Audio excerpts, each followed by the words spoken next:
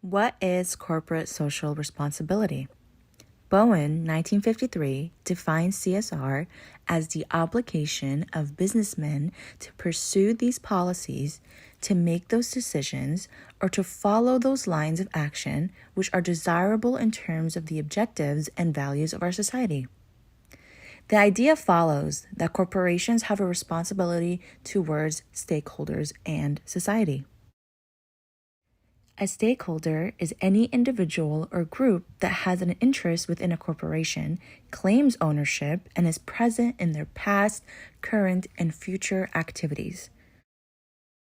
There has been great debate on the impact CSR has on a corporation's finances and performance, with little discussion on what actually motivates these corporations to partake in CSR initiatives.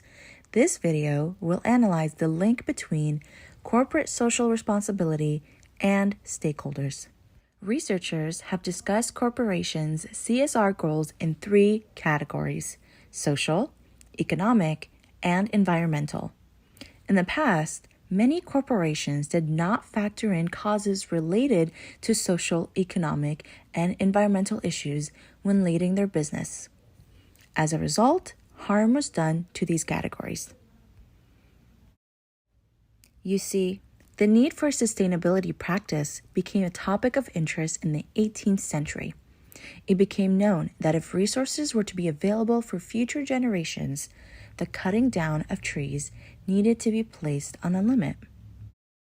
Over time, it was said that stakeholders can alter corporations' way of thinking and decision-making. As stakeholders become more aware and invested in a corporation's actions, they are more likely to engage in their CSR initiatives. By taking into consideration the moral aspect of communication, stakeholders will develop a sense of interest and fascination within the corporation's daily operations. But here is the small little catch. In most cases, CSR communications are promoted by organizations for the interest and reputation praised by society, especially if they have caused harm, as a means to advertise their CSR initiatives. Let's do an example together. Think of a brand that you liked. My example is Lush Cosmetics. Now imagine their products or service in your mind. For example, Lush Cosmetics sells creams, soaps, shampoos, shower gels, lotions, moisturizers, scrubs, and lots more. Do you recall the first time you found out about them? For my example, I was at the mall a couple years ago. What made you decide to start purchasing or using their service? For Lush Cosmetics, I found out they were a zero-waste culture and that their packaging is 100% recyclable. Although not all brands are honest about their sustainable and CSR initiatives, we as stakeholders have a say in changing their minds. Just as brands like to say, we need their products, they also need us to stay in business. Let us use our voice and encourage these brands to be more sustainable. Think of it this way. If the corporation is doing well, it equals visibility.